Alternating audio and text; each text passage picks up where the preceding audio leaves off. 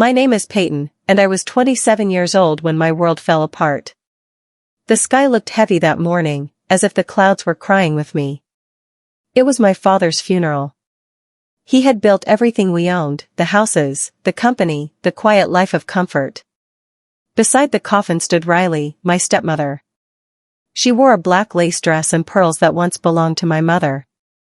Her red lipstick didn't even smudge when she smiled for the cameras. When the pastor spoke of love, she squeezed my shoulder like she owned me, too. That night, the mansion felt like a stranger's house. Riley locked my father's study, saying it was too painful. I believed her, for a moment. But when I heard the shredder running inside that room, I knew she was erasing more than paper.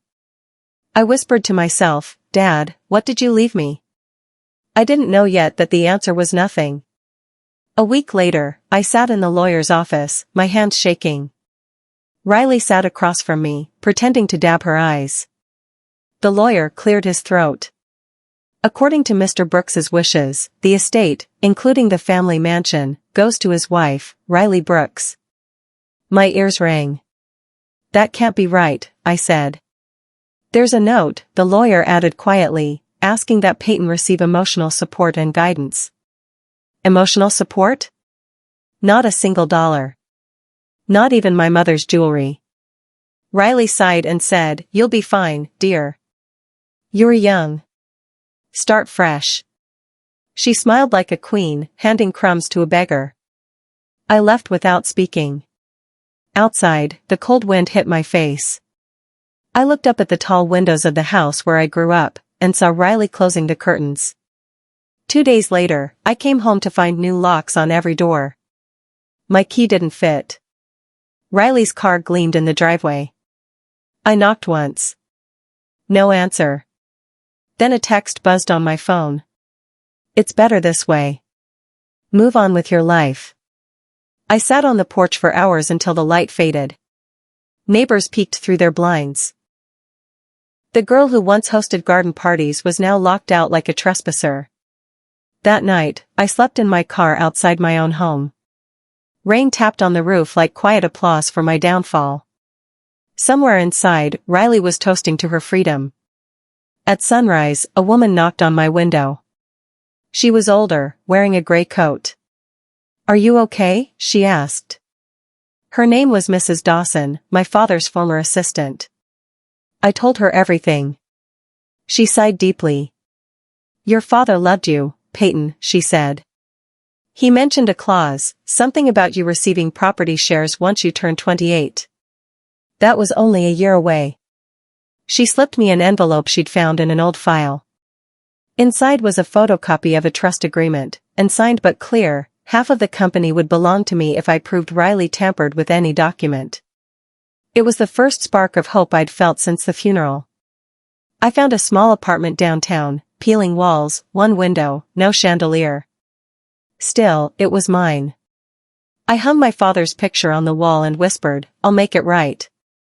At night, I read everything I could about real estate law. I watched free online lectures. Every sentence was a small weapon in my hands. Riley posted photos online, champagne, designer bags, charity events. The comments called her graceful. I called her something else, temporary. I didn't want to destroy her, not yet. I wanted to understand her. And when I did, I'd take back everything, legally. Months passed. One evening, while reading an old company report, I noticed something.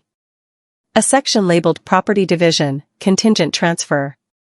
It stated that any sale or alteration of family assets without written approval from heirs would void the ownership.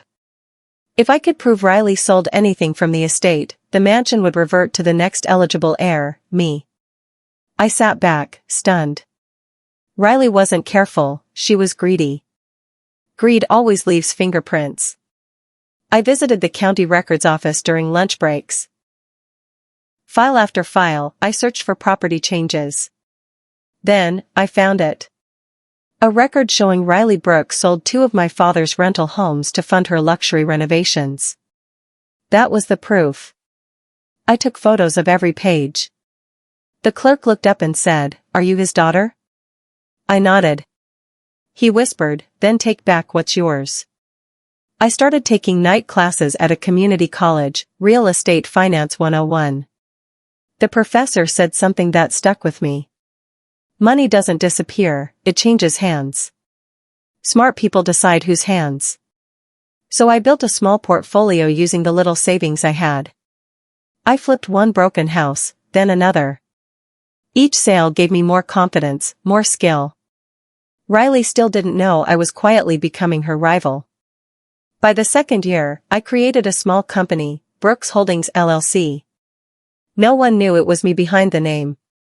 I met silent partners, bought properties under trusts, and learned how to stay invisible. Riley, meanwhile, was drowning in her own vanity. She hosted a party every weekend, pretending the world still admired her. But the market had changed, and her loans were catching up. When I saw a public notice that the mansion next door to hers was up for sale, I smiled. It was time to come home, quietly. At the auction, I wore dark glasses and a simple suit. No one recognized me. The bid started low, then climbed. When the final hammer dropped, the house was mine, bought through Brooks Holdings. The agent handed me the keys. Driving through the old neighborhood again felt surreal. The gate opened smoothly. From Riley's balcony, I saw her watching, smiling politely at the new neighbor. She didn't know that the woman she had locked out years ago now owned the mansion right next door. I parked, stepped out, and whispered to the wind. Home, again. Riley didn't recognize me at first. From her balcony, she waved politely, her jewelry flashing in the sun. I waved back.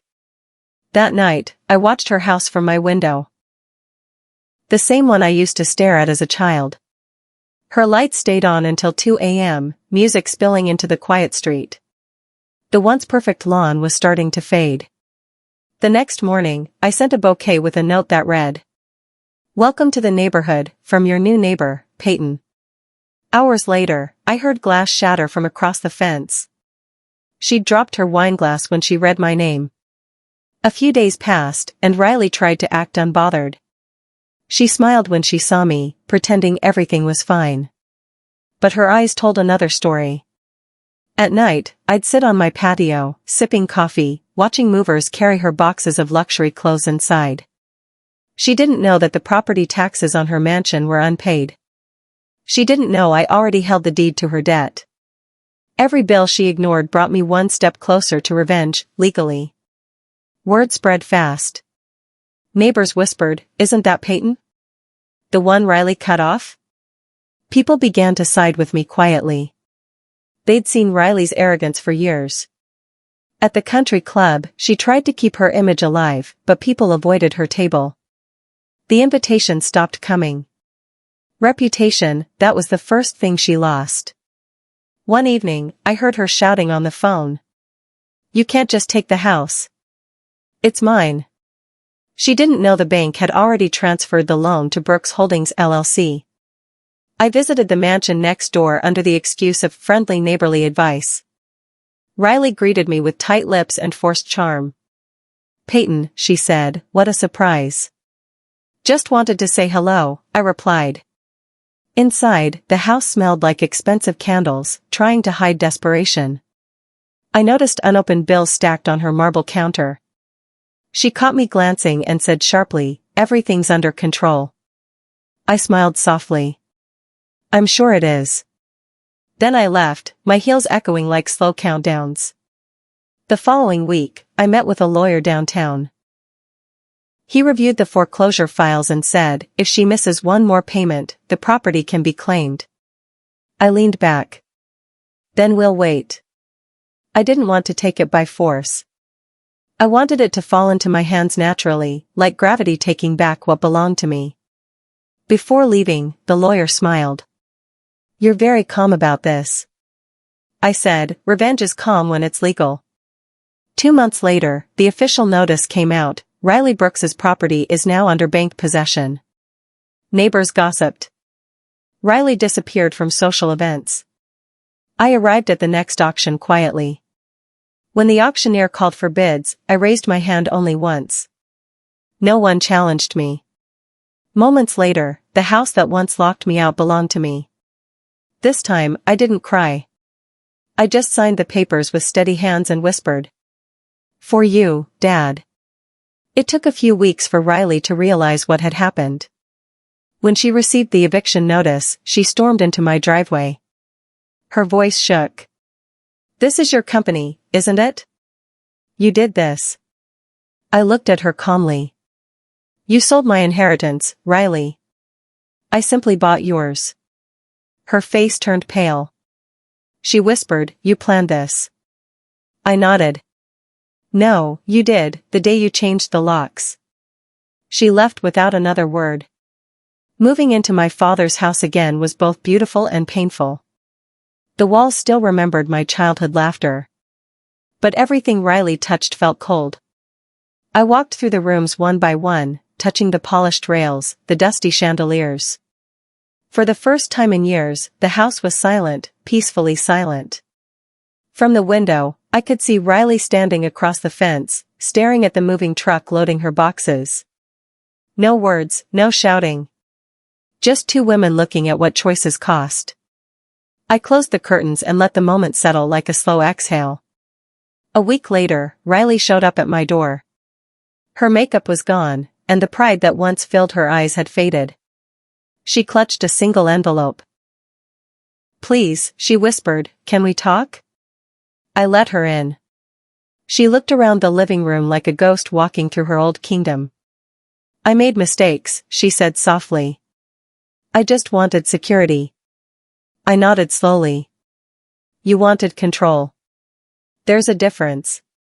She placed the envelope on the table, a letter of apology and a check for the amount she'd taken years ago. I didn't touch it. "Money can't buy back integrity," I said. She looked at the floor. "I know." When she left, I didn't feel anger. I felt peace. The first thing I did was restore the mansion to what it once was. I replaced the velvet curtains Riley loved with soft white drapes. I reopened my father's study, untouched since the day he died. Inside, his handwriting still marked the wall calendar. A line read, "For Peyton, make it official." Tears filled my eyes. Even in death, he had tried to protect me. I placed a new photo of us on the desk, lit a candle, and whispered, "I did it, Dad." I brought it all home. News spread fast again. The neighborhood that once pitted me now respected me. People stopped by, offering congratulations. I just smiled politely. They didn't know what it had cost me to stay calm. I started a new charity fund in my father's name, giving scholarships to young women studying law. Every donation letter carried a quiet message: empower yourself legally. Riley moved into a small apartment on the other side of town. I didn't gloat. I simply let time do what it always does, reveal truth. One morning, a letter arrived without a return address. Inside was a short note in Riley's handwriting. "Thank you for teaching me humility. I hope you find peace, too." I stared at it for a long time. Then I folded it and placed it in my father's desk drawer. Maybe some lessons come too late, but they come. A year later, I hosted a small gathering at my mansion. Business partners, lawyers, old friends, all gathered under golden lights. As I raised my glass, I said, "This home once held pain, but today, it stands for strength." People clapped softly. Outside, the night air felt warm. I looked toward the fence separating my home from Riley's old property, now empty, quiet, overgrown. Sometimes silence is the loudest revenge. Late that night, I walked through the garden, barefoot on the cool grass. I remembered the night I slept in my car, crying under the same stars.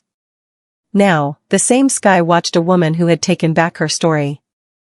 I sat on the stone bench and whispered, "You locked me out, Riley. But that's how I learned to build my own door." A soft breeze passed, almost like an answer. The morning sun touched the house with gold. I opened the balcony doors and looked out across the city.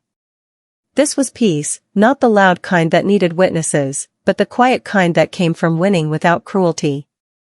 Down the street, a moving van stopped. A young couple stepped out, holding hands, smiling at their new beginning. I smiled too. Because I finally understood, revenge isn't about destruction, it's about redemption.